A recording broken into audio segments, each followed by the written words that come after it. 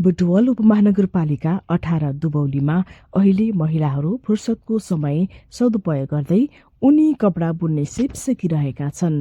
बुटवल उपमहानगरपालिका वडा नम्बर 18 दुबौलीमा अहिले स्वेटर बुन्ने एडभान्स लेभलको तालिम चलिरहेको छ।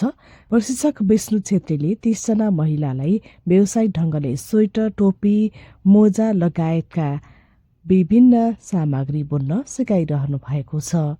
छेत्रीले तालिम मार्फत सहभागीलाई व्यावसायिक ढंगले स्वेटर, टोपी, कोट, मोजा बुन्ने सिप हस्तान्तरण गरिरहनु भएको छ।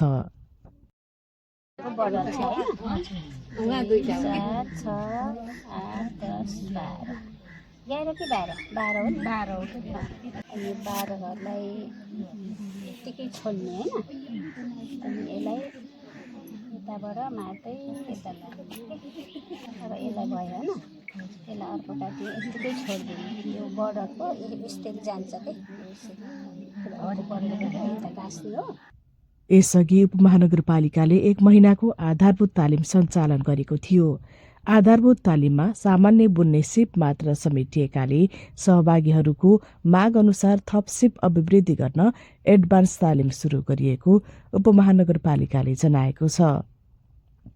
यो तालिमले सिप बढेको, आत्मविश्वास आएको र घरमै काम गर्न मिल्ने भएकाले उपयुक्त भएको प्रशिक्षार्थी गीता रेग्मीको भनाइ छ। अहिले चाहिँ हामीले उनको स्वेटर तालिम पहिला 1 महिना बुनेको 5 आइटम, अहिले चाहिँ यो ठुलो पहिलाको सानो भएर अहिले ठुलो बुन्दैछौँ। अनि यो बुनेर सकेपछि चाहिँ हाफ जेन्ट्स बुन्ने छ, यो चाहिँ बुन्न सिद्ध्याउन आँटिसकेको। अब यो सकेपछि हाफ जेन्ट्स, हाफ लेडिज बुन्ने तयारीमा छौँ हामी चाहिँ। एकदम रमाइलो भइरहेछ। एडभान्स तालिममा सहभागीहरूले महिला तथा पुरुषले लगाउने स्वेटर, टोपी, मोजा, हाफ कोट लगायतका विभिन्न किसिमका ऊनी कपडा बुन्न सिकिरहेका छन्।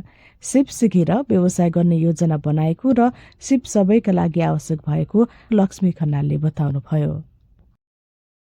अनि यसमा जोडिन सुरुमा आफू सक्षम हुँ भनेर हात चलाउनलाई, त्यसपछि यति गरिसकेपछि त सुरुमा के भयो भने घर परिवारलाई त बुन्न सकिएला नि घर परिवारसम्मको मात्रै।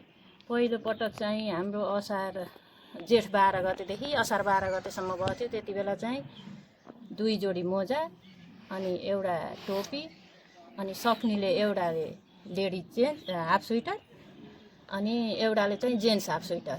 एउटैले चाहिँ होइन, कुनैले लेडिज सक्नेले हाफ सक्नु भएन, हाफ सक्नेले लेडिज सक्नु भएन। त्यो सिक्यौँ। अनि त्यो सकेपछि त पुरै नसिद्धिएपछि त बाउलाको थाहा भएन, गला काट्ने थाहा भएन नि त, पुरा गर्न नसकेपछि अनि फेरि अर्को दोस्रो हामीलाई पुरा गर्नलाई दोस्रो तालिम आवश्यक पर्छ भनेको नगरपालिकाबाट हुन्छ भन्ने प्रतिबद्धता दिनुभयो र तालिम पनि सुरु गराइदिनु भयो। अनि त्यसपछि अहिले चाहिँ हामीलाई के हौसला दिनुभयो भने तपाईहरूले यो सिपलाई नछोड्नुहोस्, निरन्तरता दिएर उसमा प्रदर्शनीमा चाहिँ स्टल राख्नुहोस्। यतिजना 30 जना हुनुहुन्छ, 30 जनाले सबैले मिलेर बुनेर अबको 1 वर्षमा त बुनिन्छ, मिलेर बुनेर प्रदर्शनीमा स्टल राख्ने किसिमले बुन्नुहोस् भनेर हामीलाई हौसला दिनुभएको छ। दुबौली आमा समूहको माग अनुसार बुटवल 18 मा यो सिपमूलक तालिम सञ्चालन भएको हो। तालिममा आमा समूहमा आबद्ध महिलाहरू सक्रिय रूपमा सहभागी भएर फुर्सदको समयलाई सदुपयोग गर्दै सिप सिकिरहेको उमा देवी पुनले बताउनुभयो। बुन्ने छ अब पहिला अब मोजा, टोपी, स्वेटर बुन्ने। अहिले स्वेटर बुनेछु, मैले त अझै पुरापुन छैन, पुरान लाछु। अब अरू त के गर्न सकिन्छ र हामी बुढी मान्छेले त्यही पनि यसो बुने पाएर हुन्छ कि भनेर।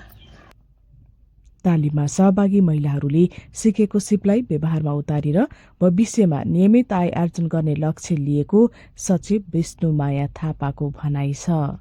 अहिले यो दुबौली आमा सङ्घले स्वेटर बुन्ने तालिम पहिलो पटक पनि ल्याउनु भएको थियो। अहिले त्यो अधुरो भएको कारणले फेरि ल्याउनु भएको छ। म चाहिँ यो स्वेटर बुन्ने समूहमा चाहिँ आबद्ध छैन, त्यही पनि अलिअलि पहिला पनि घरमै यसो घर आएपछि आफूलाई आवश्यक पर्ने यसो काटी चलाउने बुन्ने गर्थेँ। त्यसै कारण अहिले दिदी बहिनीहरू एकै ठाउँ भेला भएर गर्दा मलाई पनि रहर लागेर फेरि यहीँ आएर बुन्ने गर्ने गरेको छु। अब पछि भविष्य सोच अब समूहले सबैले साथ दिए, अब सबैले गरम भने यही तालिमपछि पनि महिलाहरूले जाडोका लागि आवश्यक ऊनी कपडा बुन्ने र बुटुलुप महानगरपालिकासँगको सहकार्यमा आगामी प्रदर्शनीमा स्टल राखी बिक्री वितरण गर्ने योजना बनाएका छन्। गएको साल 1 महिने स्वेटर तालिम सुरु गरेको थियौँ। गएको सालले मोजा अनि स्वेटर जेन्ट्स लेडिज टोपी हाफ स्वेटर बुने थियौँ र अनि त्यसले नभएर अनि बुन्दा अझै अधुरो भएर अनि फेरि थप गर्ने भनेर भन्नुभयो साथीभाइहरूले। अनि त्यही भएर फेरि 2 महिने तालिम थप गरेर यो वर्ष 2 महिने तालिम गर्दैछौँ। अहिले गर्दाखेरि स्वेटर लेडिज स्वेटर लगभग बुनेर कसैले भ्याइसक्नुभयो, कसैले बुन्दै हुनुहुन्छ र अनि जेन्ट्सको सुरु गर्दै हुनुहुन्छ र अनि हामीले यो बुनेपछि व्यावसायिक रूपमा लैजाने भन्ने कुरो छ र आगामी प्रदर्शनीमा बुनेर स्टलमा राख्ने भन्ने कुरा पनि छ। स्थानीय स्तरमै उपलब्ध सिपमूलक तालिमले घरेलु रोजगारी सिर्जना गर्नुका साथै महिलाहरूलाई आत्मनिर्भर बनाउने अपेक्षा गरिएको छ।